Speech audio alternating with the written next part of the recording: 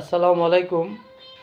আগামীকাল শুক্রবার 3টা থেকে 4:30 পর্যন্ত প্রাথমিক বিদ্যালয়ে সহকারী শিক্ষক নিয়োগ পরীক্ষা অনুষ্ঠিত হবে। তাদের জন্য ছোট্ট একটা পরামর্শ,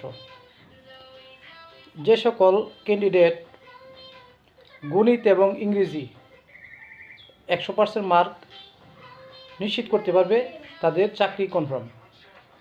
শুধু সহকারী প্রাথমিক শিক্ষক পরীক্ষা নয়, সমগ্র নিয়োগ পরীক্ষায় গণিত এবং ইংরেজি এই দুইটাই যে ভালো করবে, যে আগাবে, তারই চাকরি হবে।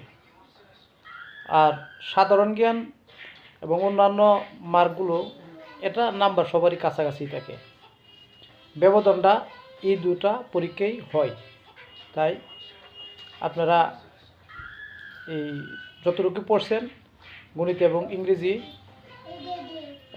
রিভিশন দিয়ে শতভাগ আয়ত্তে নিয়ে আসুন। ধন্যবাদ সকলকে।